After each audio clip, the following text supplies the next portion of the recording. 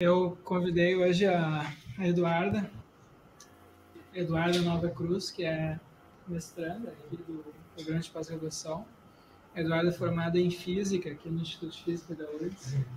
Ela fez o TCC dela sobre as interpretações da mecânica quântica. E ela continua trabalhando agora com a parte de filosofia da mecânica quântica, ainda sobre as interpretações da mecânica quântica. Eu convidei ela para fazer, então, essa apresentação geral dos conceitos, dos temas, e depois das interpretações da mecânica quântica. Então, hoje ela vai falar sobre alguns conceitos, experimentos básicos de mecânica quântica, e na quarta-feira sobre interpretações da mecânica quântica, certo, Eduarda? Isso mesmo. Então tá, a Eduarda está agora na Alemanha, por isso que ela está falando por videoconferência, que ela está fazendo uns cursos lá. Então tá, Eduarda, a palavra está contigo. Tu vai falando e a gente vai te interrompendo à medida que tu for falando, tá? Meu nome é Eduarda, como o Rogério falou, sou mestranda aí da URGS, programa da filosofia. Eu sou formada em física e daí hoje, então, acho que eu já ia fazer alguma coisa. Mas então, hoje eu vou falar sobre filosofia da mecânica quântica. E a primeira coisa que eu queria discutir, né, é o que é mecânica quântica e por que se faz filosofia em cima da mecânica quântica, né? Porque, enfim, em tema da física, também me perguntaram bastante isso, né, quando fui fazer o mestrado aí na filosofia da URGS. Por que fazer esse projeto na filosofia? Por que não fazer na física? O que tem de filosofia para ser estudado na mecânica quântica? Então, a primeira coisa era mais para ver de vocês, não sei se vão querer falar, ou, enfim, se alguém tem algum palpite sobre o que se estuda na mecânica quântica, né? Quais são, assim, palavras que vêm à mente, ou qualquer coisa que já tenham ouvido falar sobre mecânica quântica. Qualquer coisa que tenha quântico no nome, não sei. As coisas, quais são as impressões? O Vinícius sabe.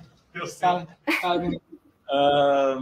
estudar partículas muito pequenas, como elétrons, gluons, leptons e comportamento dessas partículas minúsculas. Sim, eu ouvi dizer que tem um pouco a ver com astrologia também e esoterismo. Não.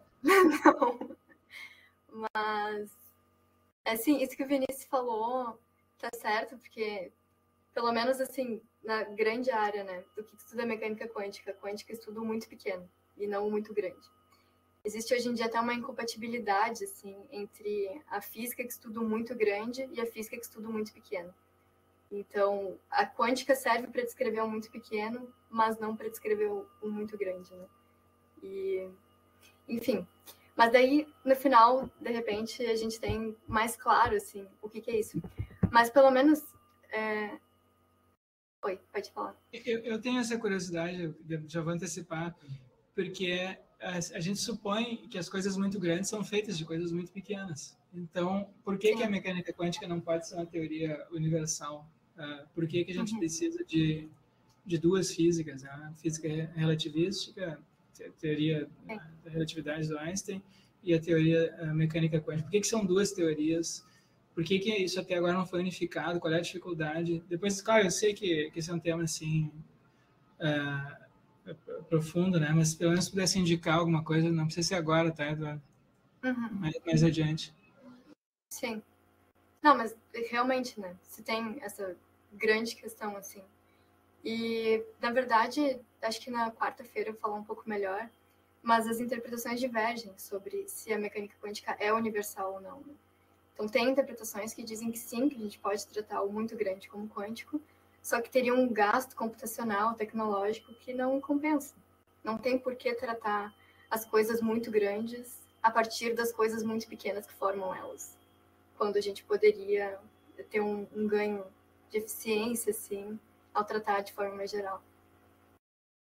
Então, existe a possibilidade... Então, tem algumas interpretações da mecânica quântica que aceitam que dizem que se pode tratar as coisas muito macroscópicas, os fenômenos macroscópicos em termos quânticos. Mas o contrário não. Sim. As teorias relativísticas não têm essa pretensão universal, que nem essas interpretações da mecânica quântica. Não há como tratar os fenômenos quânticos em termos relativísticos usando as teorias macroscópicas. Existem teorias quânticas relativísticas, sim, e algumas interpretações são compatíveis e outras não. Então, isso parte muito também do... Eu também pretendia discutir na quarta-feira daí, mas, enfim, se tiverem mais alguma questão que a gente queira tratar hoje, mas envolve a localidade, né? Então, interpretações que são locais, em geral, são compatíveis com relatividade, e interpretações da mecânica quântica que são não locais, já de cara, não são compatíveis com relatividade. Como que se estabelece essa conexão com a relatividade? Isso ainda é algo em aberto. Mas a partir de ter localidade ou não, né, de ser local ou não, em princípio, é uma teoria que pode ser relativística, sim. Então, poderia-se fazer essa conexão. Aí, ainda não foi feito, que eu saiba. Tem algumas tentativas de gravidade quântica e tudo mais. Tem algumas tentativas teóricas, mas nenhuma satisfatória, assim, nenhuma plenamente desenvolvida, até onde eu sei, né? Mas, enfim, geralmente se avalia se uma interpretação é boa ou não, também a partir do critério da localidade. Porque isso permite que ela seja compatível com relatividade ou não. Então tá, Eduardo, vamos lá, vamos tá, adiante. Vamos lá. Sim, mas eu, enfim, trouxe essas perguntas iniciais, assim, sobre o que trata a mecânica quântica, porque, pelo menos, todas as vezes que eu conversei com outras pessoas, também eu, quando fui estudar, é uma coisa muito incerta do que trata a quântica, né? O que estuda a quântica. Só que eu acho que dá pra gente fazer essas mesmas perguntas sobre mecânica clássica. Eu também tenho essa dúvida, assim, quando a gente para pensar, né? E na filosofia a gente geralmente faz isso, assim. Do que trata a mecânica clássica? Não sei se alguém tem alguma noção. Hoje eu estava falando com a minha cunhada, ela viu os slides e ela disse: olha, eu vou te dizer que eu não sei nem o que é mecânica. Muito menos clássica, muito menos quântica. Então, assim, eu acho que também fica um pouco incerto, assim, na nossa cabeça do que trata. Mas, basicamente, a mecânica clássica, ela também é chamada de mecânica newtoniana, né? E ela descreve e prevê, teoricamente, né, o comportamento de partículas. Então, corpos, assim, né? Também trata de ondas e tudo mais, mas geralmente formadas por partículas. Então, são todas aquelas leis de movimento, as leis da dinâmica que envolvem força e que envolvem todos aqueles cálculos de velocidade, aceleração, tudo mais. Isso é mecânica newtoniana, né? Que basicamente descreve o comportamento de todos os corpos. E, enfim, a mecânica quântica, ela é algo que historicamente vem depois da mecânica clássica, né? Então, como motivação, eu trouxe aqui também, eu vi que vocês estavam lendo, né, um pouco da estrutura das revoluções científicas do Kuhn. Então, essa citação é do livro. Então, qual é a anomalia que surge na mecânica clássica que motiva o surgimento de uma nova mecânica, né? O surgimento de uma mecânica quântica? E por isso que, então, nessa aula eu quis trazer 2 experimentos para discutir as anomalias que surgem experimentalmente. Então, um deles é um experimento mesmo, que foi feito em laboratório e tudo mais. Também trouxe de quando a gente fez no laboratório ali da física, porque é um experimento fácil de fazer. E um outro é um experimento de pensamento, que vocês provavelmente já ouviram falar, do gato de Schrödinger. E, enfim, trouxe esses 2 para a gente discutir, porque é nele que surgem essas anomalias que motivaram a adoção desse novo paradigma, né, da mecânica quântica. Então, um pouco de contextualização, como é que a gente passa do clássico para o quântico, né? Então, a mecânica clássica, ela surge com o Newton ali, né, no século XVII, e nesse contexto, assim, do século XVII, o que predominava, e aí o Rogério pode me corrigir se estiver falando alguma coisa errada, mas era uma espécie de idealismo, tanto entre os filósofos quanto entre os cientistas, né? Também na época não era muito clara a divisão entre filósofos e cientistas, né? A maioria dos cientistas tinha alguma coisa na filosofia, a maioria dos filósofos tinham alguma coisa na ciência. Então, aqui nessa época do idealismo do século XVII, tem, por exemplo, Leibniz, né, com a teoria das mônadas e tudo mais, que, enfim, postular que as coisas tais como a gente percebe, né, as substâncias tais como a gente percebe, elas, na verdade, são fruto do arranjo das interações de algo mais fundamental ainda, ontologicamente falando, né, que seriam essas mônadas. Então, ele meio que postula uma ontologia fundamental que não é acessível para a gente, né? É algo que está além, assim, que está nesse plano do ideal.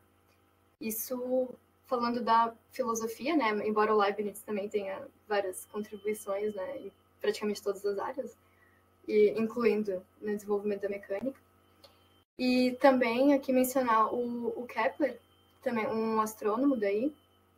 E o Kepler é engraçado que ele trabalhava com o Tycho Brahe e tudo mais. Então ele tinha acesso a dados empíricos astronômicos, assim, né, de observação do céu e tudo mais, muito precisos. Ele trabalhava, assim, com esses caras que faziam as melhores observações da época. E o objetivo de vida do Kepler era descrever movimento planetário. E as primeiras tentativas do Kepler, ele passou anos e anos da vida dele tentando descrever esse movimento planetário usando os sólidos de Platão.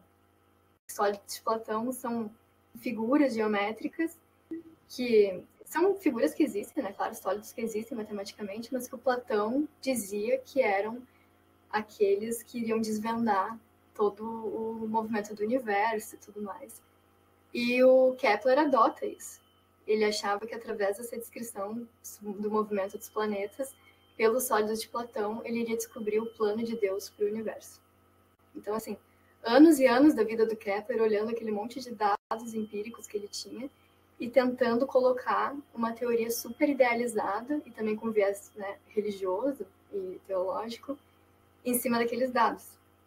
Então foi para o Kepler, assim, foi muito difícil, porque depois, né, o Kepler tem 3 leis de movimento planetário, que é o que a gente conhece hoje, e eu não sei se vocês chegaram a ver isso no ensino médio, enfim, em algum momento da vida, mas uma das primeiras leis é que as órbitas dos planetas são elípticas, não são circulares. E isso, um baque, assim, eu acho que também tanto tempo para o Kepler chegar nessas leis. Claro, é uma coisa super difícil, né? Nunca tinha sido feito antes, mas observando, assim, tipo, todo o potencial que ele tinha e o acesso aos dados que ele tinha, eu acho que parte da demora é por ele estar tão filiado a esse idealismo, assim. De, não, eu vou tentar colocar as coisas em sólidos perfeitos, em círculos perfeitos. E, bom, não é como as coisas são, né? Então, até ele chegar nas órbitas elípticas, assim, demorou um pouco. Mas, enfim.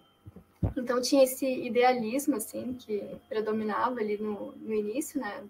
Pós-Revolução Científica. E o Newton também está nesse contexto, né?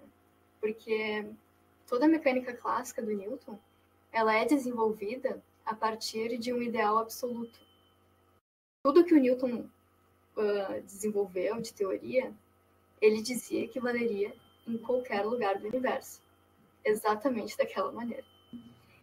Então, é incrível, assim, né? Porque o Newton fez de tudo, mas a própria generalização, a partir daquela coisa mais emblemática dele ver a maçã caindo e dizer que a Lua está sempre caindo na Terra também, que as duas coisas poderiam ser descritas pela mesma lei, isso já é de uma certa prepotência, assim, né? De tu dizer que uma coisa que está acontecendo ali, na tua frente, no planeta Terra, é a mesma coisa que aconteceria, né, com a Lua, ou que aconteceria com qualquer outro planeta no nosso sistema, e inclusive fora dele.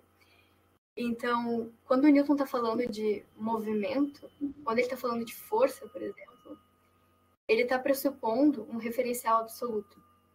Ele está pressupondo que existe um centro, que existe, enfim, que o nosso referencial, né, é inercial, então ele está ou parado, ou em movimento constante, sem aceleração, e que esse é o referencial. Tudo que ele desenvolve a partir disso depende disso.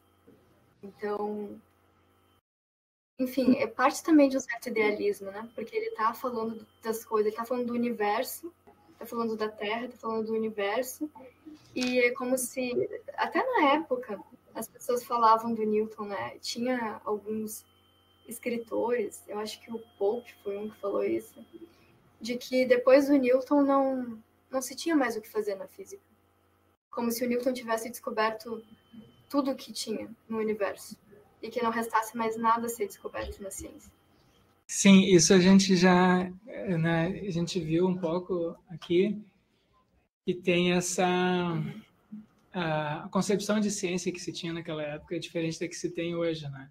A que se desenvolveu depois da mecânica quântica, depois essas revoluções que aconteceram no final do século XIX, no século XIX, início do século XX, levaram à formulação de uma concepção na filosofia da ciência, e isso se generalizou, uma concepção falibilista da ciência. Hoje em dia, todo mundo aceita, né, que as teorias científicas são falíveis, mas até o século XIX, a maioria dos filósofos não pensava assim, eles tinham uma concepção mais próxima da concepção aristotélica, né, que dizia assim, olha, enfim, que a gente só tem ciência de coisas necessárias e universais, então aquilo que pode ser demonstrado cientificamente.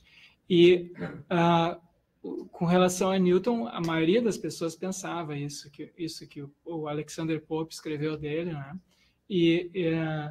Inclusive um filósofo, Immanuel Kant, escreveu um livro tentando demonstrar a necessidade das leis da física newtoniana, demonstrar assim dedutivamente. Então, eles achavam naquela época que a gente podia ter tanta certeza nas leis da física newtoniana quanto a gente pode ter, por exemplo, na geometria euclidiana. Então, eles também desconheciam, né, geometrias não euclidianas naquela época. Então, muita coisa mudou do século XIX, início do século XX, para cá com relação à concepção de ciência. Só deixa eu fazer uma observação. Eu acho que isso que tu está chamando de idealismo tem mais a ver com o que a gente chamaria hoje de racionalismo, porque o idealismo mesmo, na filosofia moderna, começa mais tarde, né? O Newton mesmo estava envolvido com, enfim, no ambiente ali empirista, inglês, e o Leibniz também é mais considerado assim um racionalista. O idealismo é a tese de que a realidade é em parte constituída por ideias ou é feita de ideias.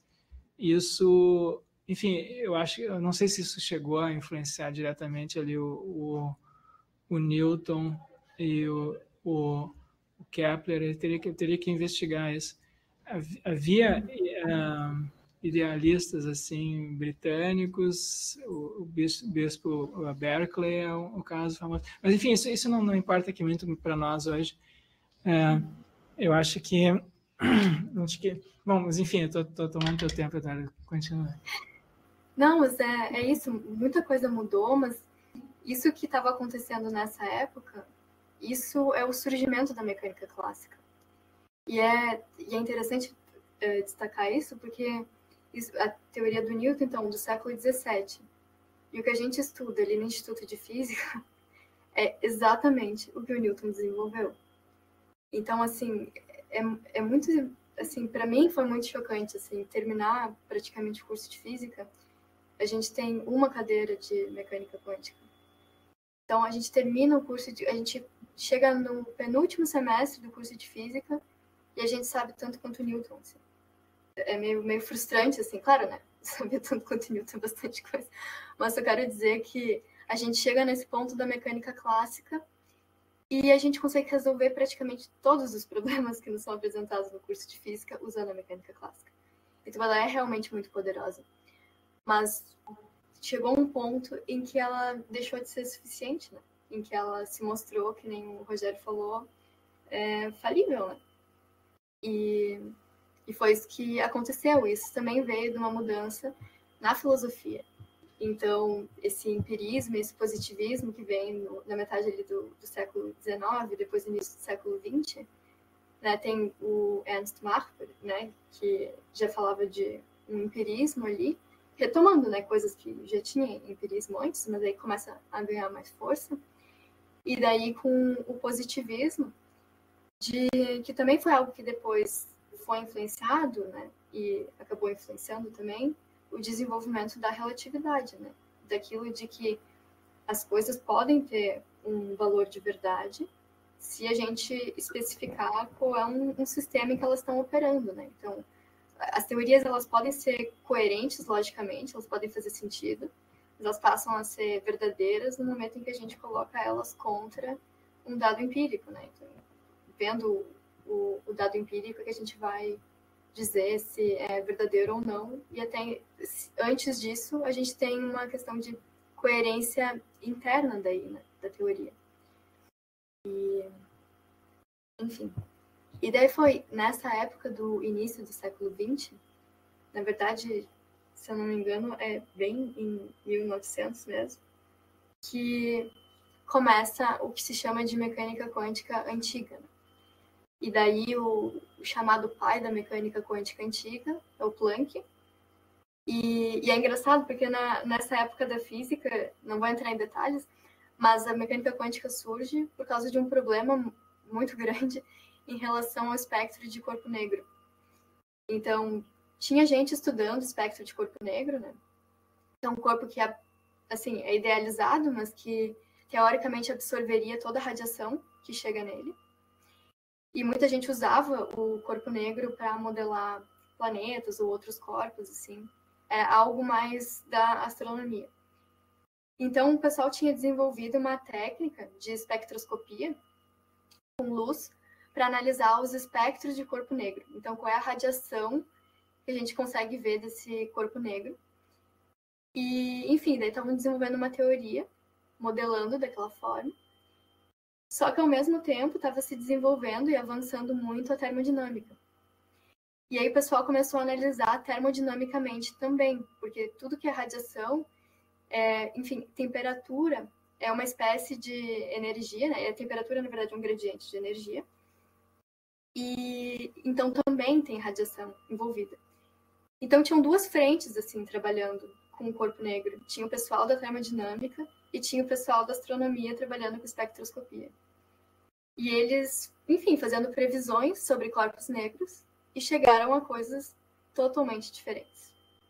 Então, as previsões eram, assim, completamente diferentes e não sabiam como unificar isso. Então, o pessoal da termodinâmica conseguia trabalhar um certo extremo do espectro e o pessoal da astronomia conseguia trabalhar o outro extremo do espectro.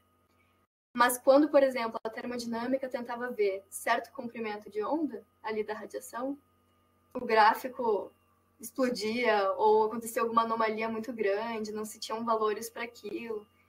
E quando o pessoal da astronomia tentava fazer o outro extremo, também aconteciam umas esquisitices, assim. Só que o ponto é que não tinha como simplesmente dizer, não, mas é que esse aqui descreve esse lado e esse aqui descreve o outro. E a gente tem que trabalhar com essas duas teorias. Se tinha uma tentativa daí de unificar o que elas estavam falando. E o Planck fez isso. Só que a solução do Planck foi dizer que a energia, em vez de ser um contínuo, que na época era o consenso, energia é uma entidade contínua, ou seja, pode existir em qualquer valor. A gente pode dizer que, não sei, uma coisa tem tantos megaelectronvolts de energia, e pode ser qualquer número.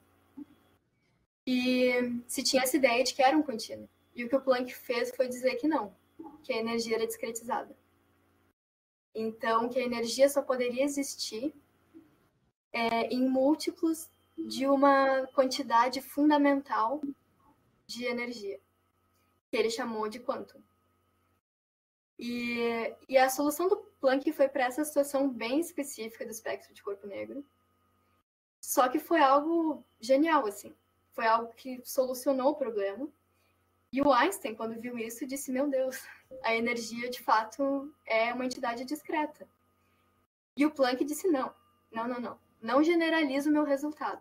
O meu resultado se aplica exclusivamente ao espectro de corpo negro. Porque o Planck era um daqueles físicos que tinha um pouco de medo dessa mudança. Ele não sabia o que significava esse resultado teórico que ele tinha chegado. Ele disse, não, isso foi simplesmente uma coisa matemática que eu fiz para chegar na solução certa, mas isso não tem nenhuma implicação na nossa realidade física. E o Einstein, um pouco mais mente aberta, disse, não, isso aí é a realidade. De fato, só as coisas, a energia só existe nessas unidades fundamentais. Que depois o Einstein ganhou o Nobel. Que interessante. Eduardo, isso parece aquelas disputas entre realistas e antirrealistas, né? Um diz, não, isso aqui é simplesmente um instrumento de predição de fenômenos, o Planck, e o Einstein, não, a realidade é assim mesmo. Exatamente. E o Einstein, por ter levado adiante essa ideia e ter aplicado ela à luz, porque a luz também é uma espécie de radiação, também uma espécie de energia, o Einstein, daí, por estudar o efeito fotoelétrico, que envolve fótons, e o fóton em si, como o Einstein descreve, é a menor unidade de radiação eletromagnética. E o Einstein, então, por ter adotado a ideia do Planck, estudou o efeito fotoelétrico e ganhou o Nobel por isso, né? E o Planck, na época, não queria aceitar que a solução matemática dele teria implicações tão grandes assim para a física e para a nossa realidade. Então é engraçado, porque a mecânica quântica surge com um negacionista da quântica, praticamente, né? Mas isso também mostra como é colaborativo o trabalho científico, né? Sim, exatamente. O pessoal daí começou a levar adiante, né? Começaram a usar esse conceito do Planck. E daí começaram a desenvolver a mecânica quântica como a gente conhece hoje. Mas na época o Planck não tinha uma explicação de por que era assim. E isso meio que impedia ele de avançar na teoria, né? Mas também outra coisa que marca essa cisão, assim, essa diferença muito grande que tem da ciência do século XX para a ciência ali logo pós-revolução científica, né? É um desenvolvimento muito grande da tecnologia e que se vê cada vez mais independente da teoria, né? Eles passam a acreditar que não precisam de teoria para ter avanços na tecnologia, né? Então, ali também, quando o Planck sugere esse aparato matemático, os cientistas ficam, bom, que seja um aparato matemático. Vou usar para resolver vários problemas que estão me incomodando aqui. Então, a mecânica quântica ela começa a ser desenvolvida, na verdade, por muita gente que não estava refletindo sobre quais eram as implicações daquilo que eles estavam fazendo. E principalmente depois, com a guerra, né, que se tinha um interesse daí econômico e político nas tecnologias da mecânica quântica que estavam sendo desenvolvidas. Tinha até um ditado na época, do David Mermin, eu acho que era, ele dizia, não, na época, o que se dizia pra gente era, cala a boca e calcula. Então, era algo bem materialista, assim mesmo, e negando qualquer interpretação filosófica da teoria. Por isso que eu acho que hoje em dia a filosofia da mecânica quântica está muito em alta, porque por muito tempo foi negado esse espaço dentro da ciência, de se refletir sobre o que estava sendo feito na mecânica quântica. Então eles desenvolveram uma teoria assim, muito poderosa que resolveu muitos problemas da época e permitiu o avanço de muita tecnologia, sem nunca refletir sobre, tá, mas que realidade é essa que a gente está pintando com essa teoria? Né? Que nem o Planck mesmo tinha essa reticência dele. Não, como é que eu vou dizer que a energia é discretizada se não sei o que significa? Por que a energia é discretizada? Então, os cientistas que vieram depois não tiveram isso. Eles disseram, não, vamos assumir que é e vamos ver o que dá se a gente fizer isso. E, enfim. Então, daí, agora eu vou começar a comentar o primeiro experimento, que é paradigmático, assim, da mecânica quântica, que mostra aí um ponto em que a mecânica clássica parece que não consegue acompanhar. Ela tem a mecânica clássica consegue descrever, mas é que nem esse caso que eu falei agora da termodinâmica e da espectroscopia. Consegue descrever num limite e no outro, mas não parece conseguir fazer a conexão entre os dois. Então, é um experimento que mostra, assim, realmente por que a mecânica quântica é necessária. E esse é um experimento da fenda dupla. Não sei se alguém já ouviu falar. Mas o experimento que mostra mesmo o aspecto quântico se chama o experimento da fenda dupla monitorado, que é basicamente observado, né? E eu vou, então, explicar mais ou menos como é que funciona o experimento da fenda dupla clássico, e daí depois a gente vai para o experimento da fenda dupla monitorado. Então, aqui só recapitulando algumas coisinhas de física. Podem me parar se tiverem alguma pergunta, mas assim, não precisa entender muito aprofundadamente para saber, eu acho. Mas é um experimento que envolve ondas. E uma coisa que se estuda sobre ondas é difração. E difração é o comportamento das ondas, de uma propriedade de ondas, de desviarem de objetos. Então, aqui tem um videozinho que eu acho que talvez deixe mais claro do que eu estou falando. Que é basicamente ali, vejam que antes das pedras, a gente tem as ondas chegando quase que numa linha reta, e no momento que bate nessas pedras, ela sai daquela fenda ali, daquele buraco entre as pedras, como uma frente de onda circular. E então, acontece, a onda está chegando numa frente plana, né, numa frente reta, e quando ela encontra um obstáculo, ela se deforma. E isso é a difração. Então, quando a gente tem um movimento ondulatório que encontra um objeto e daí deforma a frente de onda que antes era plana para uma frente de onda circular. Pode deformar para outras coisas também, mas em geral se estuda isso. A deformação do plano para o circular. Daí eu trouxe esse exemplo da água porque eu acho que é uma coisa que a gente consegue ver todo dia. Enfim. E aqui, esquematicamente, então, o que eu estava falando, uma frente de onda plana, encontrando daí um obstáculo, e é importante destacar, o obstáculo aqui são essas duas paredes, e entre elas tem esse furo, assim, nessa fenda. Mas os obstáculos são as paredes ali. E é isso que faz com que, quando ela vai passar por aquele buraco, ela se deforme. E, enfim, então isso é o que acontece quando tem uma frente de onda plana passando por uma fenda. É isso que acontece. Só que no experimento da fenda dupla, a gente tem duas fendas. E geralmente quando a gente tem duas ondas, a gente estuda as possibilidades de interação entre essas duas ondas. Então, e isso é uma coisa que se estuda muito até hoje, inclusive para desenvolvimento de tecnologia. Então, por exemplo, quando a gente tem, não sei se alguém tem, eu não tenho, mas tem aqueles fones de ouvido que cancelam o ruído. E esses fones de ouvido que cancelam o ruído, eles funcionam assim, eles emitem uma onda que vai interagir com a onda sonora ao nosso redor, de forma a ter uma interação que a gente chama uma interferência destrutiva. E que vai ter como resultado uma onda nula, em que não vai ter oscilação nenhuma. Então, mais do que simplesmente ter uma barreira física, que vai atenuar a intensidade da onda, a gente tem um dispositivo que está emitindo a onda contrária, como se fosse assim. E que, ao interagir com essa, vai cancelar tudo, resultando numa onda plana. Então, interferência de onda é algo que se estuda em todas as áreas, praticamente. Também se faz isso com gente que vai da engenharia, que vai planejar prédios, por exemplo, para serem resistentes a terremotos, ou coisa assim.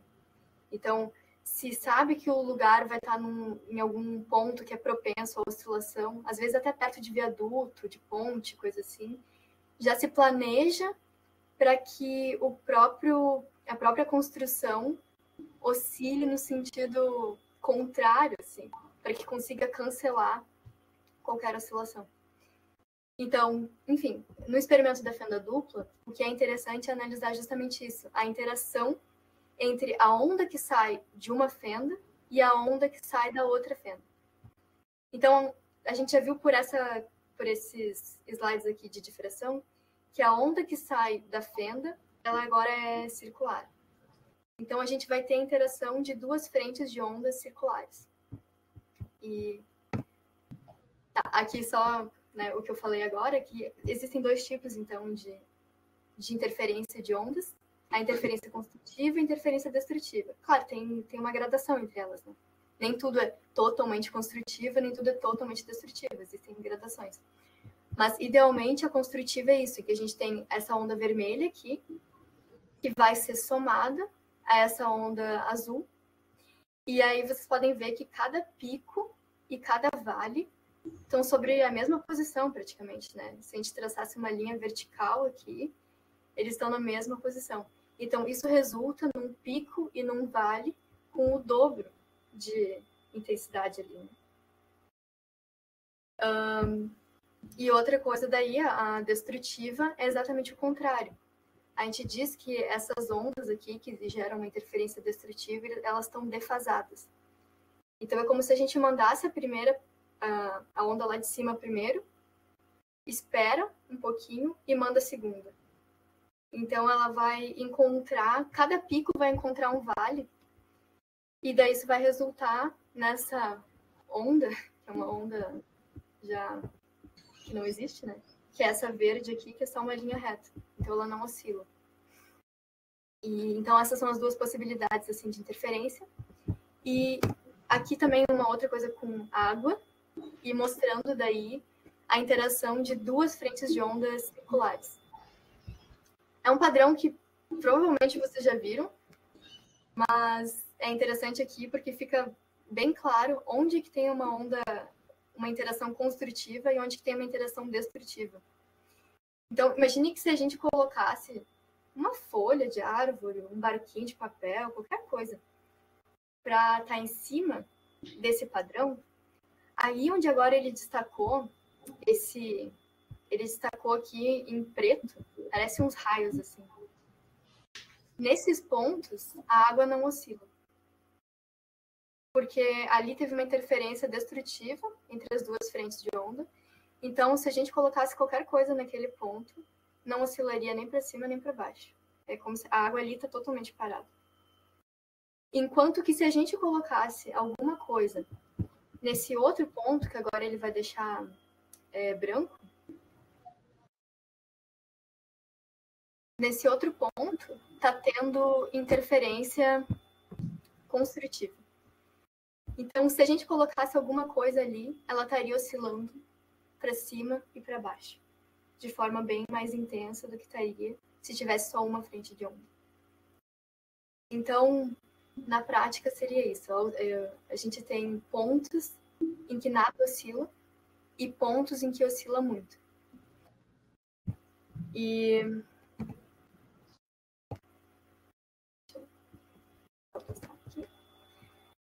no experimento da fenda dupla, então, a gente também tem isso. A gente faz com que uma frente de onda plana passe por uma barreira com duas fendas.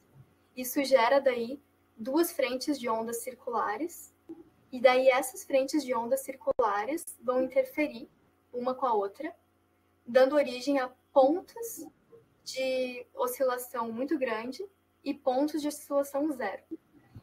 Então, se a gente fosse ver onde, sei lá, colocar uma barreira nesse meio que está oscilando e medir quanto que ele está indo para cima e quanto que ele está indo para baixo, que é o que acontece aqui, está escrito na screen, aqui na tela. Então, tem pontos em que esse meio chega oscilando muito e pontos em que ele chega oscilando nada. E isso esse resultado aqui, essa ondinha que tem na tela, é o que se chama de um padrão de interferência. E esse é basicamente o experimento, o esquema do experimento da fenda dupla. Se tiverem alguma dúvida, por favor, podem perguntar.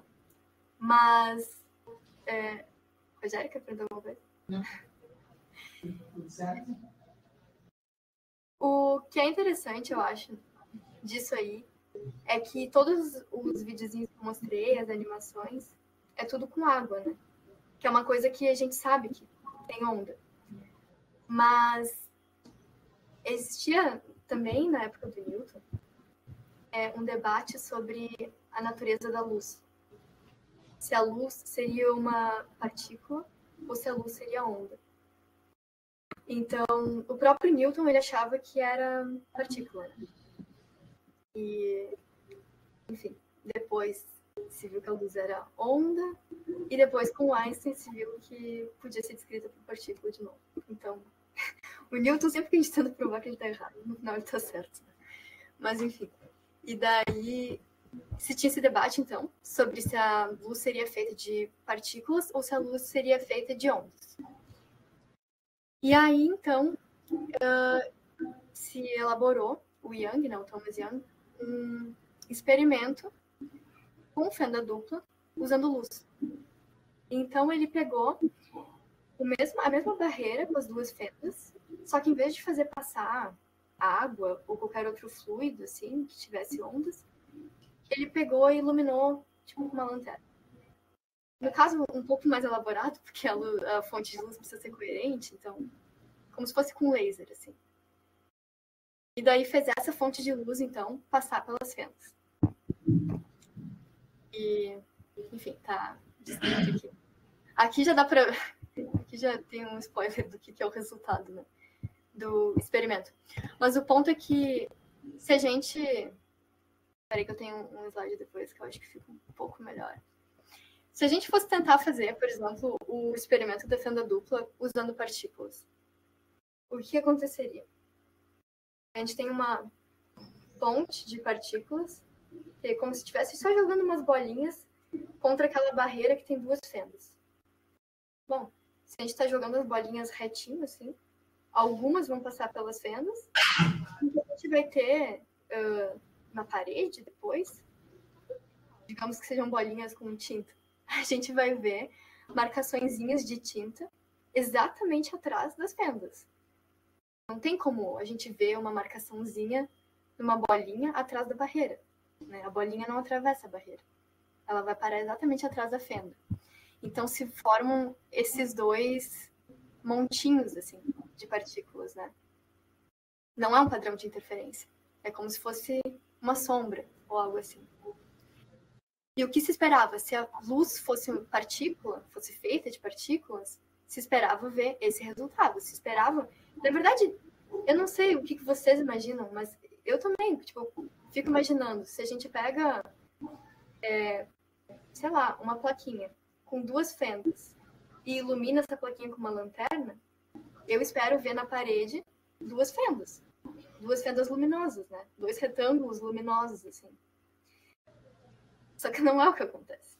Dependendo das condições do experimento, né? Então, no caso, se a fonte de luz é coerente e dependendo do espaçamento entre as fendas, o que se observa é o padrão de interferência.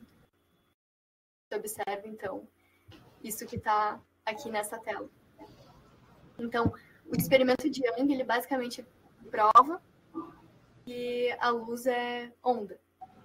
Né? Então, daí aqui eu trouxe um videozinho mostrando, porque caso vocês não acreditem, dá para fazer em casa.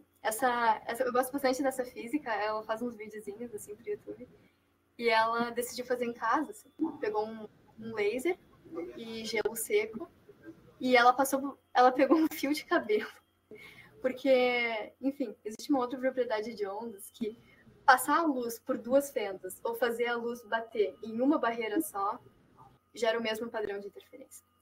Então ela usa, em vez de usar uma barreira, ela pega um fio de cabelo dela e faz com que o laser bata no fio de cabelo, e o que produz é isso aqui.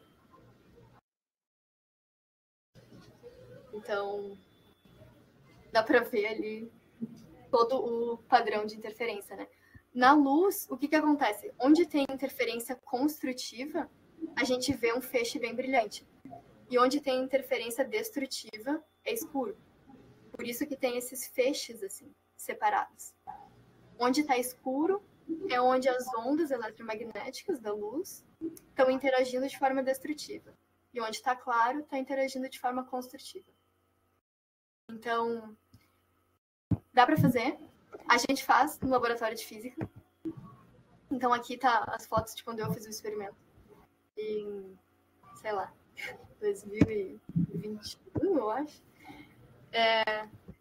Então, a gente monta, e é bem fácil de montar. A gente tem ali uma fonte de laser, e aqui nessa plaquinha tá a barreira com as fendas.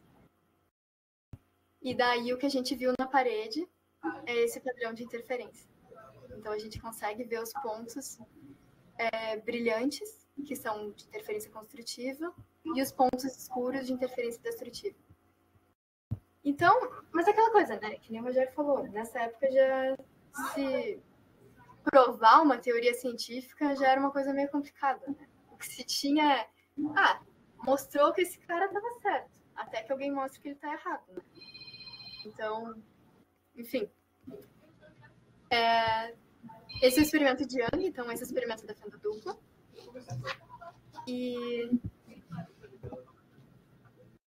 aqui algumas outras, né, isso que eu acabei de falar, algumas conclusões sobre a luz, de que a luz pode então ser tratada como uma onda a partir desse experimento, mas depois, quando Einstein começou a estudar a luz, com efeito fotoelétrico e tudo mais, ele percebeu que a luz, em alguns casos, é melhor tratada como partícula, que são os fótons.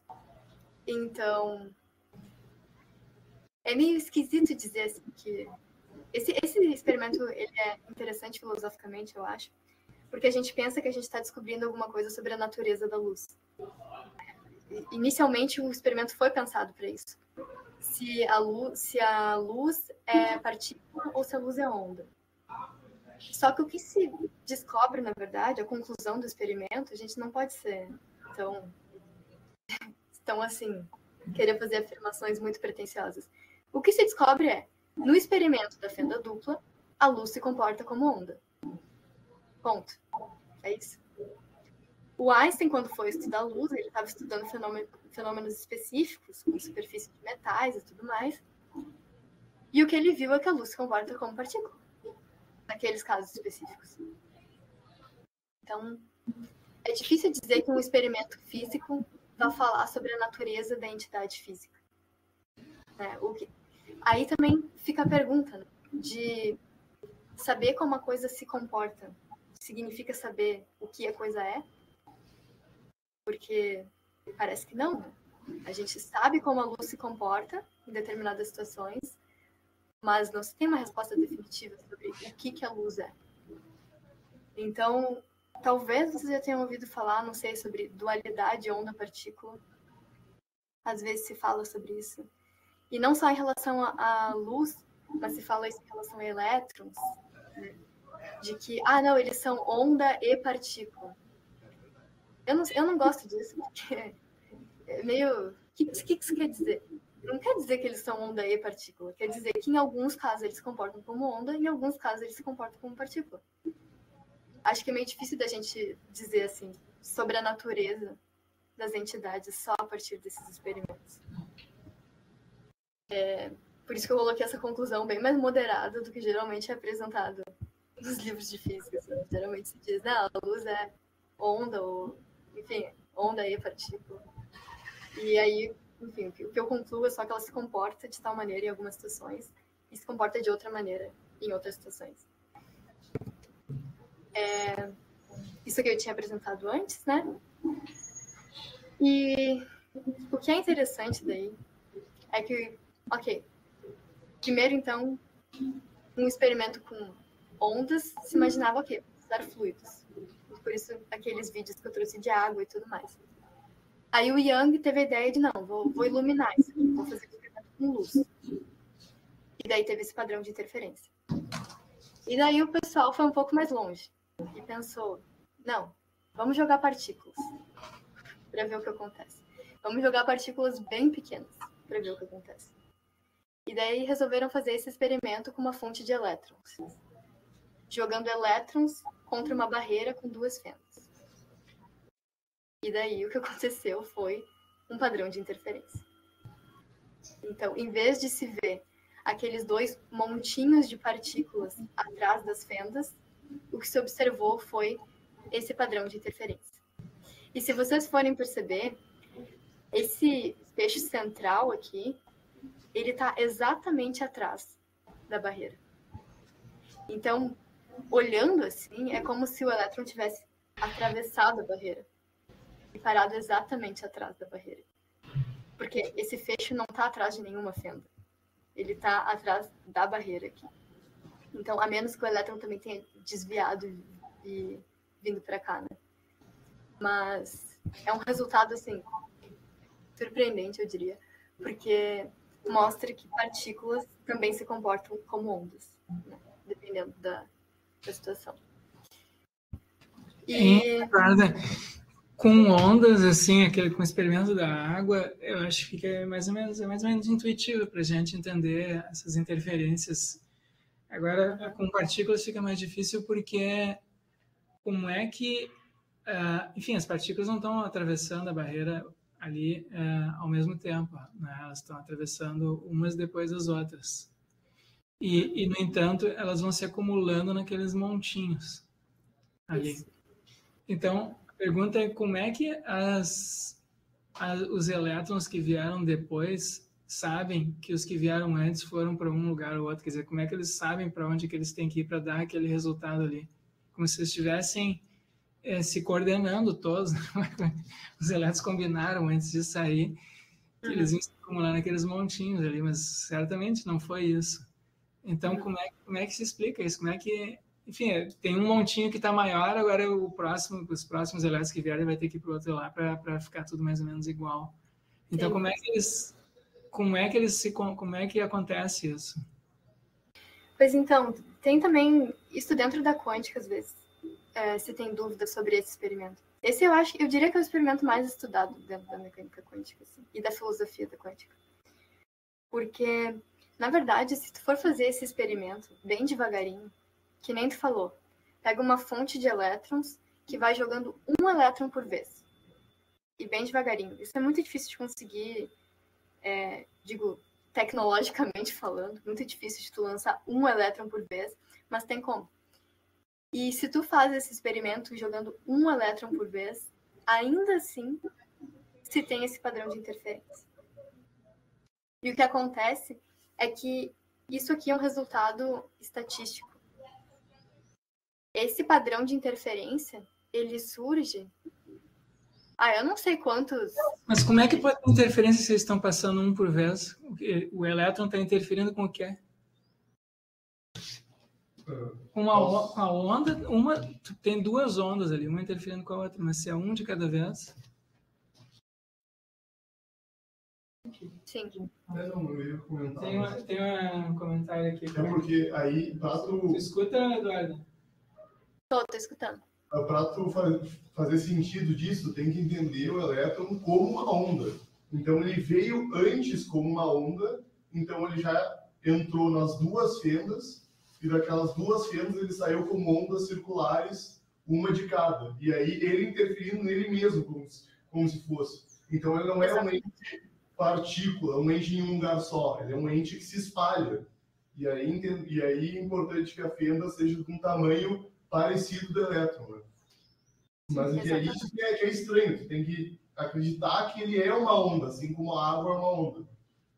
Mesmo assim, né? E depois que ele passou por ali, ele vai parar num lugar só. E, no entanto, eles estão distribuídos mais ou menos homogeneamente, ou com certas proporções ali. Então, é como se os que vieram antes têm que se combinar com os que vieram depois para a distribuição ficar certa no final do resultado. Isso que eu acho que é estranho. Mas isso, eu não sei o nome de quem falou, mas tá tudo certo. Na verdade, é exatamente isso. O que acontece é a gente modela o elétron como uma onda, como uma frente de onda plana. No momento que passa pelas duas fendas, ele dá origem a duas frentes de ondas circulares. Então, a onda daquele um elétron que estava passando antes, ela dá origem a duas frentes de onda, uma passando por cada fenda. Então, de certa forma, é como se o elétron passasse pelas duas fendas ao mesmo tempo. Se a gente acreditar que o elétron é essa onda.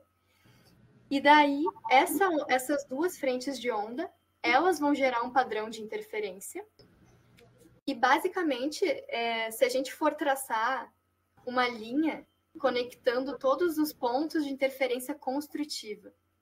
Os pontos de interferência construtiva são os pontos com maior probabilidade onde a gente enxergaria um elétron. Porque é onde está oscilando mais. É onde o elétron tem maior probabilidade ou de estar lá em cima ou de cair. Enfim, é onde ele tem maior probabilidade de estar. E se a gente for fazer uma linha conectando todos esses pontos, nessas duas ondas, assim, isso vai gerar esses raios do padrão de interferência que se vê lá na tela. Então, na verdade, Rogério, o que tu está falando é assim, um elétron chega ali na barreira, a onda dele vai se dividir nas fendas, e aí ela vai gerar caminhos, trajetórias possíveis para esse um elétron, que coincidem exatamente com a posição desses montinhos que a gente está vendo lá. Então, é como se para cada elétron que passasse, ele só tem essas possibilidades para ir. Então, digamos que o primeiro elétron vai, ele passa, uma das possibilidades é ele parar lá no meio. Aí ele para lá no meio. Aí tu manda o segundo elétron. Ele tem as mesmas possibilidades. Daí é o acaso que vai fazer ele parar lá na de cima, lá na do meio, essa aí entre eles. Isso daí é o acaso. Mas se tu repete o experimento com vários e vários elétrons, como eles só vão parar nesses pontos específicos, tu acaba tendo um acúmulo deles nesses pontos e gera o padrão de interferência que a gente enxerga. Então, não é como se eles soubessem dos outros. É que a própria onda dele gera as possibilidades para ele cair em um lugar ou outro.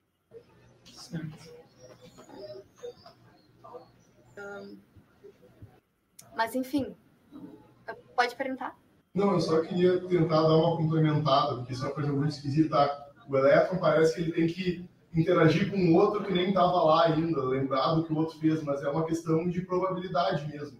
Se eu rolar um dado de 6 lados, ele vai cair um número. Se eu rolar muitas vezes e pegar a média, ele vai dar mais ou menos o mesmo valor. E é mais ou menos isso que está acontecendo, né? Simplesmente ele tem uma chance maior de estar em algum lugar e uma chance menor de estar em outro, e aí depois de muitas repetições ele vai ter mais ou menos aquela distribuição. Então, tem muito mais a ver com a chance de tu ficar repetindo até ter um resultado esperado do que ele interagir com o que veio antes. Uhum. Exatamente. É aquilo, né? Quando a gente está lidando com probabilidade estatística, as coisas parecem meio esquisitas mesmo. E não tem essa questão da certeza, de tu saber o que veio antes para determinar o que vem depois. Por exemplo, se a gente for virar uma moeda, jogar uma moeda, aí a gente sabe que tem 50% de chance de cair cara ou 50% de chance de cair coroa. Mas digamos que eu vire aqui e cai 2 caras. Ninguém pode me afirmar com certeza que depois vão cair 2 coroas. Não tem como afirmar isso com certeza. E não é dizer que a moeda está violando as leis da física se eu tirar 4 caras seguidos. Pode acontecer, é um resultado probabilístico. Por isso que a gente repete tantas vezes para que o resultado probabilístico a gente consiga enxergar ele. Então, talvez se a gente fizesse esse experimento com, sei lá, com 10 elétrons, a gente não conseguisse enxergar o padrão de interferência. Porque eles podem cair, de repente, todos no mesmo lugar. As leis da física não impedem que isso aconteça. Mas é que, estatisticamente falando, respeitando as probabilidades, o que se espera é um resultado tipo esse. Isso é outra coisa também, outra mudança de paradigma da mecânica quântica, né? Começar a lidar com aquilo que pode ser e não aquilo que é, né? Lidar com probabilidades.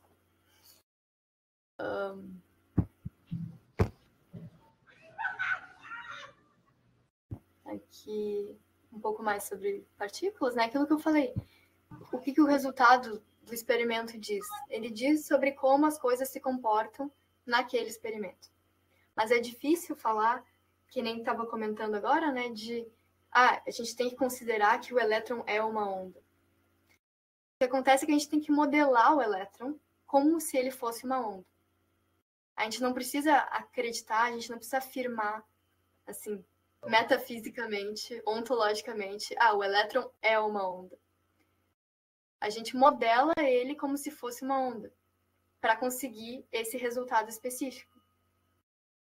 Então, é interessante porque a mecânica quântica aqui, ela nos faz tratar algo que sempre foi tratado como partícula, nos faz tratar esses elétrons como onda. E é isso que eu digo que demorou muito tempo para ser questionado. O pessoal já estava fazendo isso há muito tempo, tratando partículas como se fossem ondas. um dos conceitos básicos da mecânica quântica é a função de onda. E toda partícula tem uma função de onda associada. E os caras fazendo 1000 cálculos e previsões e teorias em cima de funções de onda. Quando, no fundo, se a gente for parar para pensar, é uma coisa esquisitíssima. Eles estão modelando o mundo que a gente conhece, tudo à nossa volta, como se fosse onda. Então, é algo esquisito, assim, e que só depois começou a se questionar, tá, mas o que isso quer dizer sobre a nossa realidade? Quer dizer que tudo é onda, de fato? E se for onda? Onda, na verdade, é uma oscilação. Então, são ondas do quê? Oscilação do quê? Né? Então, algumas questões que estão levantadas aqui. E daí vem, agora sim, porque até então, isso aí é modelado classicamente, né? É esquisito, mas pode ser modelado classicamente. Porque Newton, toda a teoria newtoniana, tem uma teoria para ondas, tem uma teoria para partículas. A gente consegue descrever as ondas da praia, a gente consegue descrever até o experimento de Young e tudo com mecânica ondulatória. Isso faz parte da mecânica clássica newtoniana. Assim como o movimento de partículas, né? A gente consegue modelar todos os movimentos de partículas a partir da mecânica clássica. Então, ok, se a gente considera que elétrons são ondas, a gente consegue modelar classicamente. Se a gente considera que a luz é onda, a gente consegue modelar classicamente. O que acontece é que no experimento da fenda dupla, eles fizeram com elétrons e obtiveram o padrão de interferência. Daí resolveram colocar um detector.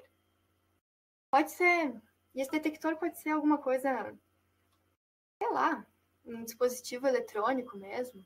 Pode ser uma coisa que apita quando o elétron passa por uma fenda. Pode ser, sei lá, existe um conceito de termodinâmica que é o demônio de Maxwell, que seria como uma pequena criaturinha que consegue observar no nível microscópico o que está acontecendo. Então, digamos que a gente coloca essa entidade, pode ser uma coisa viva, pode não ser, pode ser um negócio eletrônico, em uma das fendas. E se o elétron passa por aquela fenda, ele avisa de alguma forma. Ele emite um som, ou ele, sei lá, qualquer coisa. Ele nos indica que o elétron passou por uma fenda e não pela outra. Só que o ponto é, se o elétron é uma onda, ele passa pelas duas. Só que a gente sabe, assim, é meio intuitivo que o elétron é uma partícula. Então o pessoal começou a fazer esse tipo de experimento para descobrir, não, mas quando que ele vira onda? Ele chega como onda, ele vira onda depois, e daí resolveram colocar um detector em uma das fendas para dizer, não, agora eu vou ver por qual fenda que esse elétron passa. E o ponto é que, quando se faz isso, daí o elétron se comporta como partícula. Então, isso sim, essa é a anomalia e a bizarrice quântica.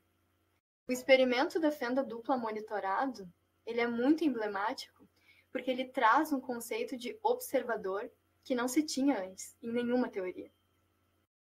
Porque que diferença que deveria fazer para a natureza, para o elétron, para um negócio inanimado, se tem alguém olhando ou não? Então, se ninguém está olhando, ele se comporta como uma onda e tem o padrão de interferência. Então, é esse primeiro aqui. Essa figura aqui de baixo mostra que daí o observador, que, de novo, não precisa ser humano, olhando para o experimento. E daí os elétrons se comportam como partículas.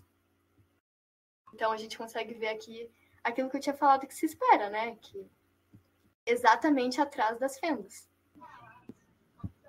Então, eu não sei vocês, eu acho esse experimento, assim, muito louco. E daí, então, se começou a levantar questões sobre, tá, quem é esse observador? Isso que eu falei agora de ser um dispositivo eletrônico foi por muito tempo questionado. Se pode ser alguma coisa inanimada? Precisa ter consciência? Precisa ser humano? precisa estar vivo? Precisa ser de algum tamanho específico? Pode ser outro elétron? O que precisa estar ali para que a gente obtenha o resultado como se a coisa estivesse sendo observada? Então, é na mecânica quântica, eu acho que... Eu não sei sobre as outras teorias, assim. Mas eu acredito que seja na mecânica quântica que surja esse questionamento daí sobre o papel do observador. Né? Aquelas questões de a Lua está lá quando a gente não está olhando. É uma coisa meio que se relaciona com a mecânica quântica. Tipo, o que é o elétron quando a gente não está olhando? E se o elétron forma tudo que a gente conhece, o que são as coisas quando a gente não está olhando? Né? Enfim. Mas fala um pouco mais disso aí, Eduardo. Quais são as explicações mais assim, usuais em física para esse resultado?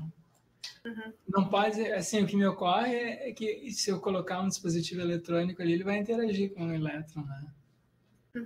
Então, qualquer detector, para detectar uma partícula dessa, vai interferir no comportamento ali do elétron. Então, não sei, talvez isso explicasse, mas né, não sei. De qualquer maneira, ele está passando às vezes por uma fenda e às vezes pela outra, porque as duas tem faixinhas ali na placa, na parede ao final ali, as duas estão. Então, mesmo naquele que... Enfim, não sei. Eu fico sem saber o que pensar. O que só diz na física? Sim, eu vou falar um pouco melhor sobre isso na quarta, porque cada interpretação de mecânica quântica, e eu não sei, já deve ter ficado claro por que existem tantas interpretações de mecânica quântica. Porque existem muitas questões na mecânica quântica e as interpretações dão respostas diferentes para elas. Então, vão ter interpretações que vão dizer que o observador precisa ser consciente. Vão ter interpretações que vão dizer que, e aí eu acho que é a mais aceita, pelo menos é a que eu mais gosto, é que basta uma interação com qualquer entidade. Então, não adianta também se forem duas coisas inertes, né? Duas coisas que não vão interagir de nenhuma forma. Tem que ter uma interação. Só que se a gente for parar para pensar o que é uma interação, é meio complicado também. Porque na física, assim, se a gente for pensar na força gravitacional, por exemplo, ela opera a distâncias enormes. Então, praticamente tudo que a gente conhece está interagindo de alguma forma. E daí também a dificuldade de se fazer experimentos quânticos. E digamos que a gente queira testar essas coisas. Vamos fazer com uma partícula isolada. Tá, isola a partícula, então. É impossível praticamente, né? Como é que a gente vai fazer isso? Assim, em termos de tecnologia, como é que tu isola uma partícula? É muito complicado, assim. Eu admito que eu não conheço muito sobre a parte experimental, mas eu sei que hoje em dia na mecânica quântica a gente lida muito mais com os chamados experimentos de pensamento, né? Porque tentar viabilizar isso tecnologicamente falando é realmente muito difícil, assim. Então, eu posso discutir um pouco mais agora, eu acho que nos próximos slides eu botei algumas coisas, mas isso aqui dá margem para falar, então, eu dei o nome dessa aula, né, de conceitos e fundamentos. Então, quais são os conceitos que eu acho que emergem dessas anomalias, assim? Um deles é função de onda.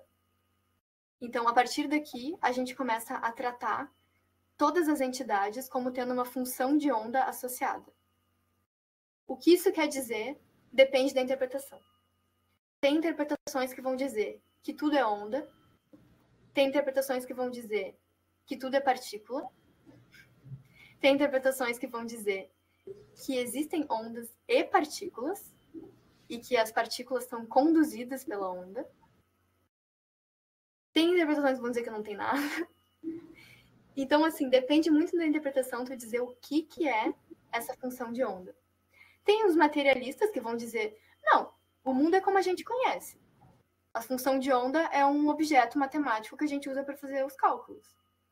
Então, tem gente que vai dizer que isso aí não diz nada sobre a natureza das coisas.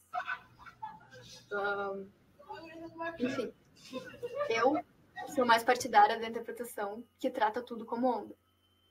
Mas isso daí eu vou falar um pouco mais sobre na quarta. Mas, então, um conceito que surge aqui é esse de função de onda, que é o objeto assim, de cálculo da mecânica quântica. Quando vocês veem aquelas camisetas da física, que tem aquela equação de Schrödinger gigantesca, e que daí tem uma camiseta da física, não sei se é desse ano, que tem a equação de Schrödinger e daí tem embaixo, que parte de isso aqui você não entendeu. Porque é a equação de Schrödinger que modela as ondas. Então, basicamente, aquilo ali é uma equação que poderia modelar qualquer entidade que a gente conhece. Se tem também algumas interpretações que questionam se existe uma função de onda do universo, que daí descreveria tudo. Então, enfim, função de onda é um conceito importante, por isso que também eu quis trazer nessa aula.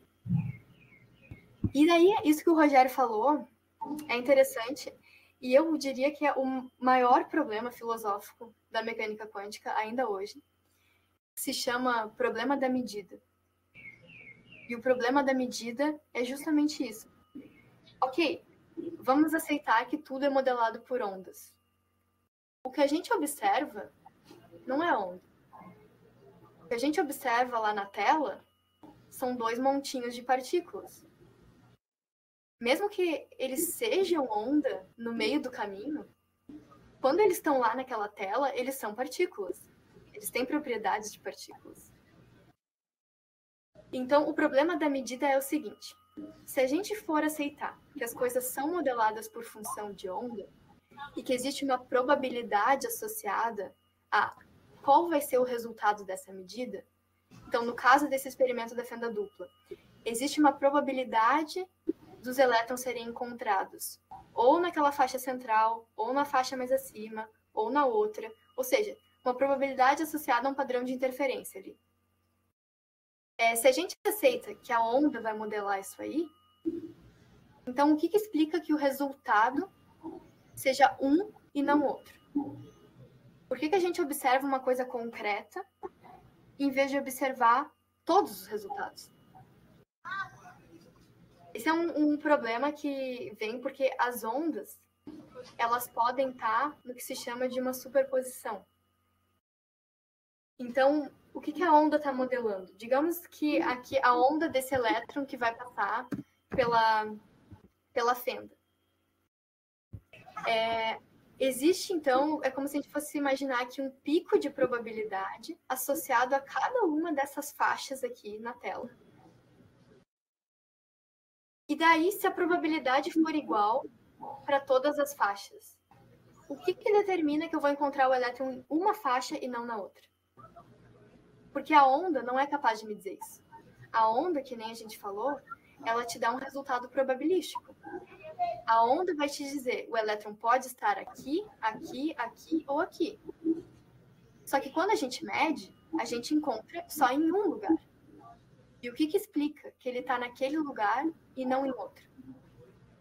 A mecânica quântica, o problema da medida é um problema tão grande para a mecânica quântica, porque a mecânica quântica não tem uma resposta.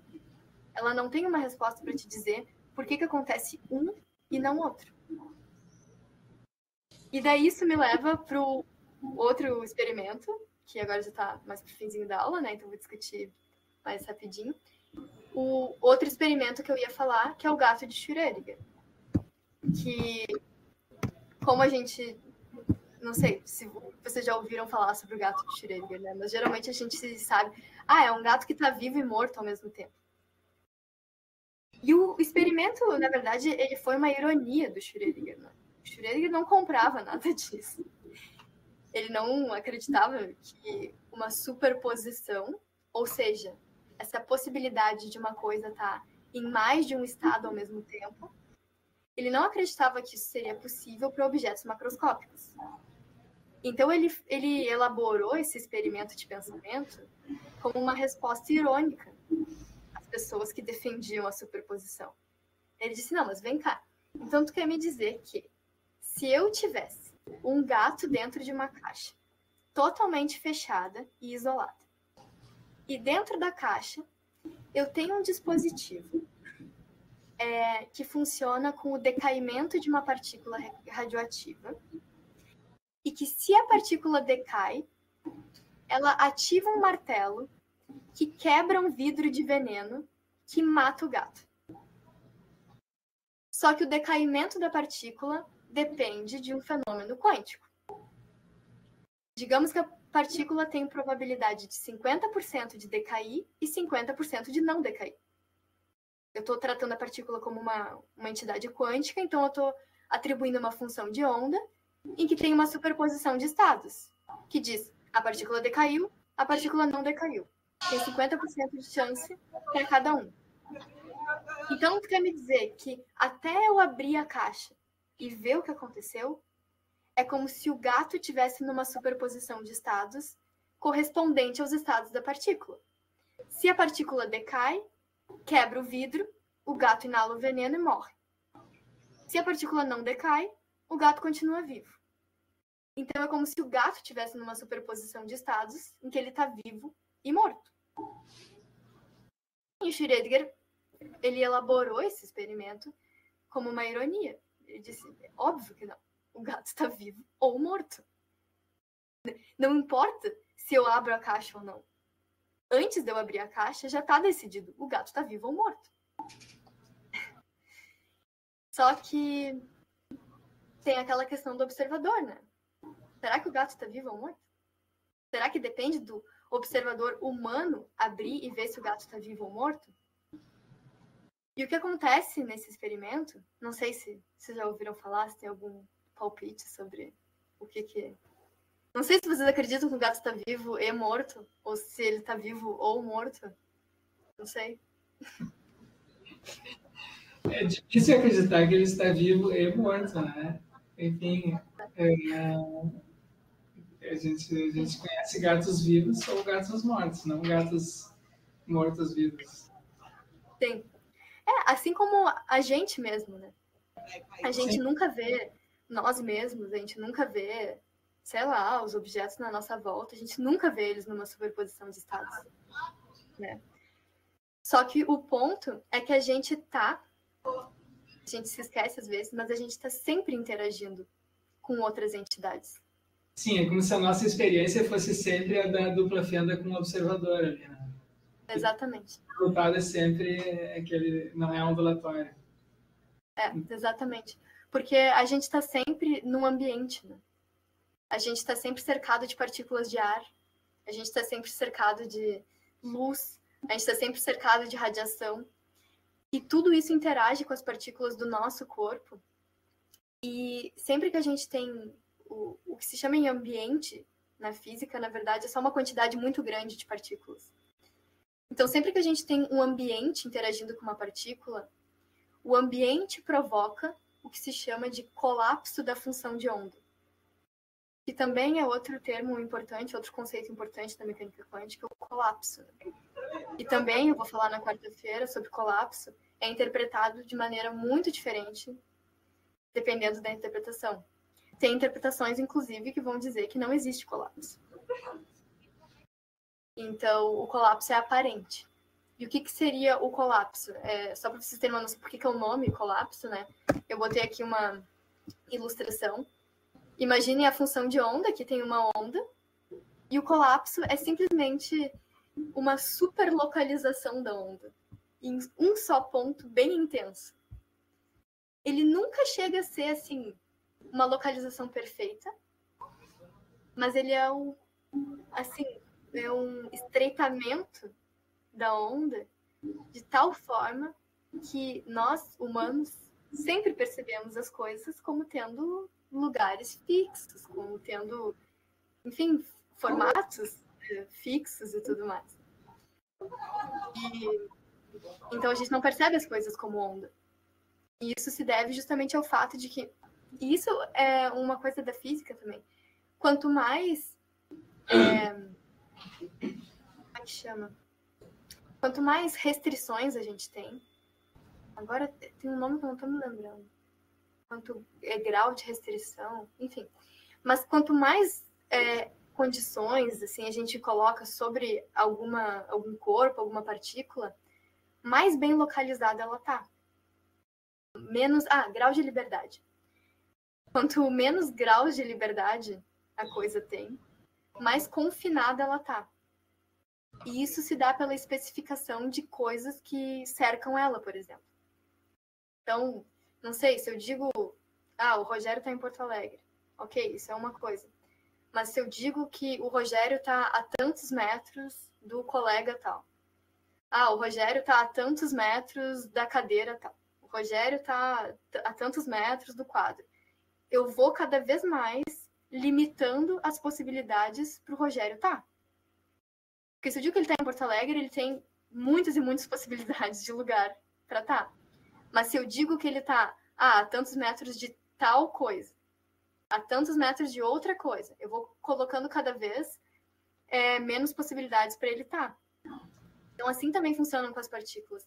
Quanto mais partículas interagindo tem com uma, mais presa ela está, de certa forma. E a onda é uma coisa esparramada. Então, quanto mais interações ela tem, mais localizada ela vai ficando. Quando a gente tem um número de partículas absurdo, que nem o do nosso ambiente, vocês imaginem, o número de Avogadro, aquele lá de moles, de gases e tudo mais, é de 10 na 23. Eu nem sei pronunciar esse número. É 10 com 23 zeros depois. Então, assim, é um número absurdo de partículas. Daí, imaginem esse número de partículas interagindo com as partículas do nosso corpo. É óbvio que a gente vai estar sempre bem localizado. E é por isso que nem o Vinícius falou no início, a quântica lida com as coisas muito pequenas. Porque a partir das coisas muito pequenas, existe a possibilidade de tratar da coisa mais isolada. Porque do ponto de vista de um elétron, o mundo é muito mais vazio do que ele é para nós. A gente está sempre interagindo com tudo. A gente tem um certo tamanho que condiciona a nossa experiência. Mas para um elétron, até ele encontrar um outro elétron, se ele estiver livre, por exemplo, existe até uma medida para isso na física, velocidade de caminho livre, não sei o que se mede quanto tempo um elétron demora para encontrar um outro elétron. E dependendo do ar, de onde que tu está medindo esse elétron, demora muito tempo para ele encontrar uma outra partícula. E aí a quântica estuda o que acontece com essas partículas que estão isoladas. Existe possibilidade, tem algum resultado parecido com esse da interferência da dupla fenda, da interferência do comportamento ondulatório de partículas da dupla fenda para objetos macroscópicos? Existe alguma coisa parecida? Como é que é? Existe. Um planeta flutuando, uma pedra, por exemplo, flutuando um cometa no espaço. O espaço ao redor é quase todo vazio, né? Mas daí tu tá tratando o planeta como se fosse uma coisa só, né? Sim, e ele é formado por partículas. Sim, mas as partículas também podem ser divididas, não podem? Sim. Mas o ponto é que quando tu menciona planetas e tudo mais, eles mesmos, pelas interações deles com as partículas deles, já vão se localizar. É que nem nós humanos. A gente não precisaria estar cercado por ar e tudo. O nosso próprio corpo tem tanta partícula nele que é como se a gente pudesse escolher arbitrariamente. Escolhe qualquer partícula do teu corpo. Ela vai ser localizada pelas outras partículas do teu corpo. E daí faz isso com todas. Então, tu é localizado por ti mesmo. O teu próprio corpo assim te localiza. Mas existe sim observação de interferência, inclusive em seres vivos. O pessoal fez isso com... Eu não lembro se era uma bactéria ou um protozoário. Pegaram um negócio que, assim, é muito, muito, muito pequeno e é um organismo muito, muito, muito simples, mas foi observada a interferência quântica nesse organismo. Eu não sei os detalhes experimentais, mas eu sei que isso também é uma coisa que... Enfim, não vou falar de confirmação, porque estou fazendo cadeira de filosofia da ciência, sabe? Que confirmação na ciência é uma coisa meio delicada, né? Mas é uma coisa que corrobora, né, a mecânica quântica, de que tudo, sim, é descrito por ondas. A gente só consegue falar de partículas porque está tudo interagindo o tempo todo. E daí isso faz com que as coisas pareçam partículas, faz com que as coisas pareçam super localizadas, quando na natureza das coisas, se as coisas estivessem livres, elas seriam ondas. Então, acho que é mais por aí, assim, também. E daí, por isso que, no caso do gato de Schrödinger, o que acontece é que o gato é uma entidade macroscópica. Então, ele mesmo já se localizaria. O gato, ele não está numa superposição, porque ele é um objeto macroscópico, e é como se, mesmo que ele fosse descrito, mesmo que cada partícula dele fosse descrita por uma função de onda, todas elas estariam colapsadas. Só pelo fato de terem tantas. Então, embora a partícula que vai decair radioativamente ou não, essa sim pode estar numa superposição, porque teoricamente ela não está interagindo com nada, o gato, todas as partículas do gato estão interagindo com as partículas do gato. Então, ele está super localizado. Então, mesmo que o microscópico ali esteja num estado de superposição, ele não é transferido para o ente macroscópico. Por isso que a resposta quântica para o gato de Schrödinger é que, não, o gato está vivo ou morto. Ponto. Não tem essa do gato estar vivo e morto, sabe? Não é transferida, assim, a probabilidade para o gato. Mas, enfim, só algumas últimas perguntas que eu vou deixar no ar. Se alguém quiser, enfim, responder alguma coisa ou levantar alguma outra pergunta. O resto também pretendo elaborar um pouco mais sobre as interpretações na aula que vem. Mas algumas perguntas que eu trouxe, então, qual que é esse limite, ou existe um limite entre o mundo clássico e o mundo quântico? O mundo clássico, nesse caso, sendo aquilo que pode ser descrito por partículas, e o mundo quântico sendo esse de ondas. Eu falei agora que o gato tem muitas partículas. Então, ele é tratado como um objeto macroscópico e que não está numa superposição. E o elétron, a gente viu que, ele pode estar numa superposição. Mas e uma molécula de água, por exemplo? Ela é grande em relação ao elétron, mas ela é bem pequena em relação ao gato. Existe um limite, assim, claro, entre o que é clássico e o que é quântico? Outra pergunta. Qual que é o papel do observador na formação ou só na contemplação da realidade? O observador, ele cria a realidade ou ele só percebe a realidade que já está lá? Qual que é o papel dele? Ou ele cocria a realidade, não sei, participa de alguma forma nisso? Ele consegue mudar a realidade? Outra pergunta. A gente viu que a mecânica quântica surgiu porque a mecânica clássica não era suficiente para dar uma descrição satisfatória, né? A mecânica clássica vai até ali o experimento da fenda dupla. Quando começa o experimento da fenda dupla monitorado, a mecânica clássica não explica. Não explica porque não existe observador na mecânica clássica, porque a mecânica clássica já parte do pressuposto de que tudo é absoluto. Então não tem um observador. Não faz sentido ter um observador, porque ele só observaria o absoluto. Então, por isso daí a mecânica quântica. Mas a mecânica quântica em si, ela é suficiente? Tem algo que a mecânica quântica não consiga explicar? Isso tem a ver com aquilo que o Rogério mencionou no início, né? Da mecânica quântica ser compatível ou não com a relatividade, por exemplo. A resposta é que sim, existem coisas que a mecânica quântica não consegue explicar. E essas coisas geralmente estão relacionadas ao muito grande. Outra coisa, e daí é justamente daí que surgem as interpretações de mecânica quântica, é como interpretar o formalismo matemático. Como que a gente interpreta que tudo, então, é descrito por onda?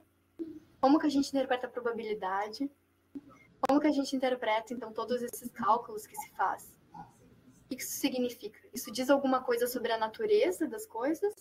Ou isso só diz sobre o comportamento? Ou, na verdade, sei lá, não diz sobre nada. É só um artifício de cálculo, uma coisa matemática, e que a gente usa enquanto serve, mas daqui a pouco, se não serve, a gente também abandona. Essas respostas, né, ou seja, as interpretações da mecânica quântica, elas são caso de subdeterminismo? Ou seja, será que, mesmo a gente tendo várias interpretações possíveis, será que a gente consegue dizer que uma está certa e outra não? A partir dos dados empíricos? Ou será que os dados empíricos são os mesmos para todas as interpretações? E, no fundo, é um ato de fé. Eu acredito nessa interpretação ou eu acredito naquela interpretação. Mas a gente nunca vai saber, a partir dos dados, qual que está certo e qual que não está. Então, essas são algumas questões. No próximo encontro, eu queria falar um pouco mais sobre o problema da medida, que é esse que dá origem a várias interpretações diferentes, dependendo da resposta que elas dão para o problema da medida, que, lembrando, é aquilo de como que a gente consegue resultados definitivos e que aparentemente são clássicos se o mundo todo é quântico. Também no próximo encontro vou falar de localidade, que é importante para se é compatível com a teoria da relatividade ou não. Que todo mundo toma a teoria da relatividade como sendo uma certeza na física, né? Então, é uma maneira de julgar a interpretação. Se ela é compatível com relatividade, é um ponto a favor dela. E se ela não é, bom, daí talvez ela deva ser descartada. Vou falar sobre determinismo também, porque tem algumas interpretações quânticas que basicamente acabam com o livre-arbítrio. Tudo já está determinado. Vou falar um pouco sobre multiverso também, que tem algumas interpretações quânticas que trazem isso à tona. E depois vou falar um pouco de um tema que daí se relaciona um pouco mais com a minha pesquisa, que é a realidade ou uma irrealidade quântica. Que tipo de mundo a mecânica quântica descreve? Será que dá para ser realista falando de mecânica quântica? Ou será que ter que mencionar um observador automaticamente nos empurra para uma espécie de relativismo? Então, enfim, essas são algumas questões daí que eu penso que se relacionam muito com filosofia. Espero ter convencido vocês de que mecânica quântica também é uma área de questionamento filosófico e que tem muita coisa para ser pesquisada aí. Então, se tiverem qualquer pergunta, qualquer coisa que tenha ficado, à vontade. Então, muito obrigado, Eduardo. Alguém tem uma questão? Você dizer alguma coisa? Sim, Micael. Tudo bem, Eduardo? Muito obrigado pela apresentação. Eu tenho algumas questões. Na verdade, eu tinha também algumas questões relacionadas exatamente ao determinismo e problemas suscitados por interpretações que envolvem a física quântica e também as noções filosóficas e físicas também de tempo, que é a área que eu tenho estudado nos últimos tempos. Essas questões seriam inspiradas bastante na obra do Carlo Rovelli. Imagino que tu esteja atenta às coisas que ele tem feito, mas como eu vi nesse slide, parece que a gente vai tratar mais disso no próximo encontro. Então eu vou guardar essa pergunta para o próximo encontro e agora eu vou focar num ponto que alguns pontos que me vieram durante a tua exposição. Em especial, parece que essas anomalias científicas, assim como todas as anomalias científicas, as anomalias científicas que a mecânica quântica traz, assim como outras anomalias científicas passadas e que vieram depois da mecânica quântica, parecem também trazer inadequações de linguagem. E eu acho que esse seria esse tópico traria problemas filosóficos ainda mais profundos que os que tu colocaste. Um exemplo interessante que me veio seria por exemplo, como que a gente poderia lidar, tratando da superposição, como que a gente poderia avaliar, dadas as leis da lógica que nós conhecemos, a superposição. Não do gato me parece claro que, e tu mostrou bem, que a questão não é se o gato está vivo e morto, é claro que ele está vivo ou morto, mas, inclusive, me veio à mente que talvez a questão mais profunda não seria se ele está vivo e morto. E agora vou ao meu ponto propriamente. Me parece que a questão principal linguística, né, que a mecânica quântica suscita não é propriamente uma oposição bem enraizada lei do princípio de não contradição. Me parece que a questão seja que o gato está vivo e morto, mas sim uma espécie de dúvida do que a gente deve fazer com, por exemplo, o princípio do terceiro excluído. E aí a pergunta não seria se o gato está vivo e morto, mas a questão seria que o gato não está nem vivo e nem morto, né? A proposição que o gato está vivo não seria nem verdadeira e nem falsa, mas indeterminada. O ponto que eu quero chegar com isso é a física quântica, dentre as anomalias na nossa linguagem que ela poderia trazer,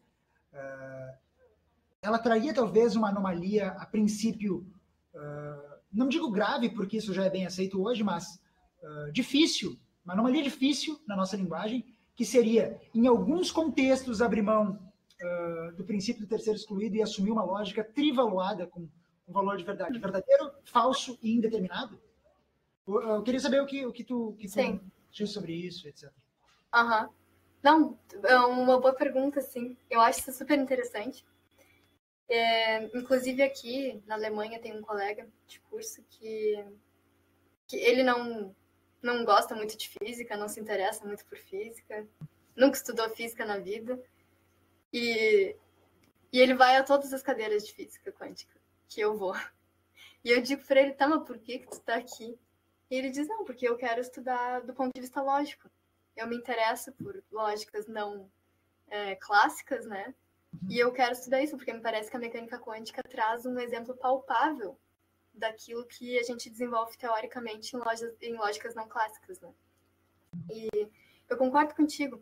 Existe, dependendo da interpretação, faz sentido falar de estado quântico ou não. De qualquer forma, estado quântico é algo que se usa, mesmo que não tenha um valor ontológico ou metafísico, assim.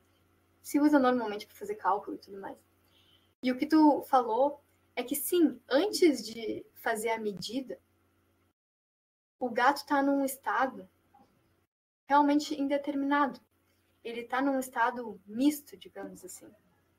Existe na mecânica quântica estados mistos e estados separáveis, que chama.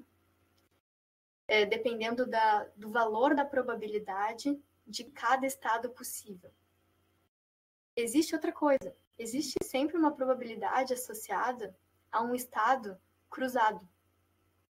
Isso vem de uma coisa de cálculo, assim, de termos cruzados mesmo.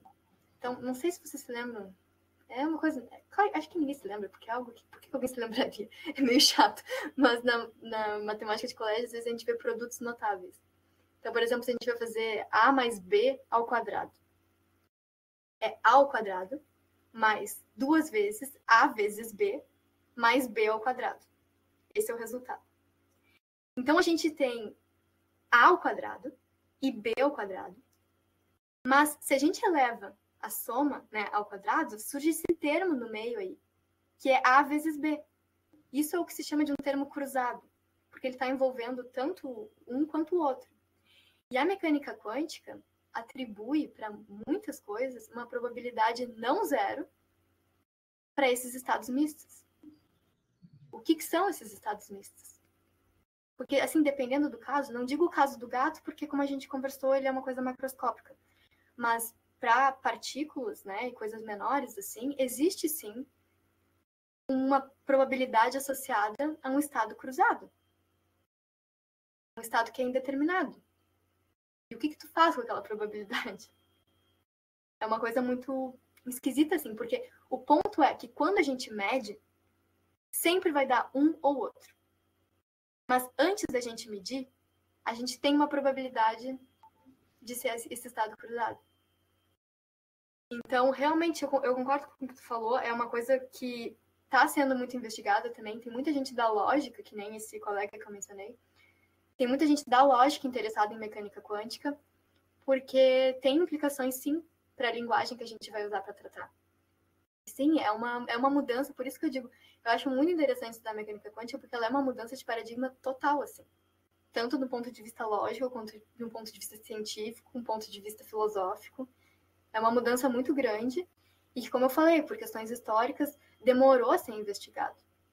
Eles fizeram muitos avanços tecnológicos antes de começarem a se perguntar questões que nem essa que tu trouxe, assim. Então, acho que agora é o momento em que isso está vindo à tona. Então tá, Eduarda. Muito obrigado. A gente continua, então, na quarta-feira, tá bom? Tá certo. Tá. Obrigada, gente. Obrigada, Rogério. Vamos te... E até quarta. Tá legal. Se desligar.